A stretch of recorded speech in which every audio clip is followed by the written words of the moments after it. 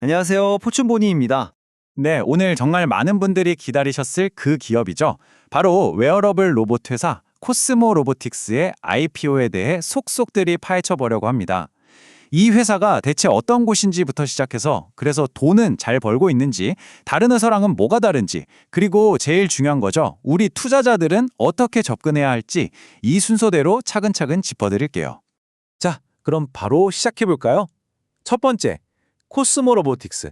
대체 어떤 회사일까요? 가장 쉽게 설명하면요. 코스모 로보틱스는 사람이 걷는 것을 돕는 로봇을 만드는 회사예요. 재활이 필요한 환자분들이나 아니면 일상생활에서 도움이 필요한 어르신들처럼 우리 삶에서 가장 기본이 되는 걷기에 기술을 더한 거죠.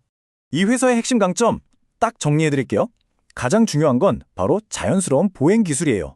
이게 그냥 걷게만 하는 게 아니라 진짜 사람처럼 자연스럽게 걷는 패턴을 만들어주는 독자적인 알고리즘이거든요.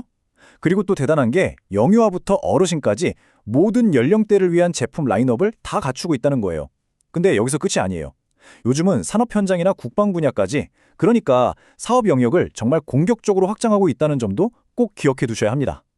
예전 이름은 엑소아틀레트 아시아였어요. 자, 여기서 정말 중요한 포인트가 하나 나옵니다. 바로 기술 성장 특례 상장이라는 건데요. 이게 뭐냐면 쉽게 말해서 지금 당장 돈은 못 벌고 있지만 이 기술력은 진짜 대단하다. 미래 성장 가능성이 엄청나다라고 국가에서 인정해주는 제도예요. 이걸로 상장한다는 건 이 회사의 재무제표를 볼 때 우리가 어떤 관점을 가져야 하는지 알려주는 아주 중요한 단서가 됩니다. 자, 기술력 좋은 건 알겠는데 그래서 투자자로서 가장 궁금한 건 바로 이거죠. 숫자입니다. 돈을 잘 벌고 있는지 지금부터 한번 솔직하게 들여다보겠습니다. 네, 맞아요. 기술이 아무리 좋아도 결국 투자자는 이 질문을 던질 수밖에 없죠. 그래서 돈은 벌고 있나요? 이 근본적인 질문에 대한 답을 지금부터 찾아보겠습니다. 일단 현실부터 딱 말씀드릴게요. 네, 보시는 것처럼 2025년 기준으로 영업 손실이 82억 원입니다. 지금 당장은 돈을 벌고 있는 게 아니라 상당한 적자를 내고 있는 게 맞아요.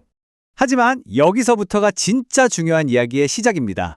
이 성장세를 한번 보세요. 적자인 건 맞는데 매출은 연평균 15.7%씩 계속 늘어왔어요. 심지어 올해 들어서는 성장세가 더 가팔라져서 무려 29%나 성장했습니다. 이건 뭘 의미할까요? 회사가 손실을 감수하면서까지 시장 점유율을 아주 공격적으로 늘려가고 있다는 뜻이죠. 그럼 이 적자가 언제까지 계속될까요? 회사에서 내놓은 계획, 즉 로드맵은 이렇습니다. 일단 매출이 200억 원을 넘으면 손익분기점, 그러니까 본전치기를 할 수 있을 걸로 보고 있고요. 그리고 목표 시점은 2027년. 이때 북미 시장에 본격적으로 진출해서 드디어 영업이익을 내겠다. 이게 회사의 공식적인 목표입니다. 자, 그럼 이 시장에 코스모 로보틱스만 있는 건 아니겠죠? 가장 많이들 비교하시는 경쟁사 엔젤 로보틱스와는 대체 뭐가 다른지 한번 비교해 보겠습니다. 이 표를 보시면 두 회사의 차이가 명확하게 보이죠? 기술부터가 달라요. 코스모 로보틱스는 실제 땅을 딛는 느낌을 주는 지면 보행 방식이고요. 엔젤 로보틱스는 천장에 매달려서 걷는 현수 보행 방식이에요. 느낌이 완전히 다르죠? 근데 더 중요한 건 사업 방향입니다. 엔젤 로보틱스가 국내 시장에 집중한다면 코스모 로보틱스는 매출의 80% 이상을 해외, 즉 수출해서 만들어내요. 이건 정말 어마어마한 차이점입니다. 자, 이제 거의 다 왔습니다. 마지막으로 투자자 여러분들을 위한 가장 실질적인 정보죠. IPO 관련 핵심 내용과 최종 투자 포인트를 딱 정리해 드릴게요. 여러분, 다른 건 몰라도 이 숫자는 꼭 기억하셔야 합니다. 바로 73%. 이게 뭐냐면 기관 투자자들이 우리 주식 받으면 당분간 안 팔 겁니다 라고 약속한 의무 보유 확약 비율이에요. 73%. 이 숫자가 얼마나 높은 거냐면요. 그만큼 기관들이 이 회사의 장기적인 성장 가능성을 엄청나게 좋게 보고 있다는 아주 강력한 증거입니다. 네, 바로 이 의무 보유 확약이 중요한 이유가 있어요. 상장 초기에 기관들이 주식을 막 던져버리면 주가가 흔들릴 수 있잖아요. 그걸 막아주는 안전장치 같은 역할을 하는 거예요. 그래서 우리 같은 일반 투자자 입장에서는 주가가 안정적으로 움직일 거라고 기대해 볼 수 있는 거죠.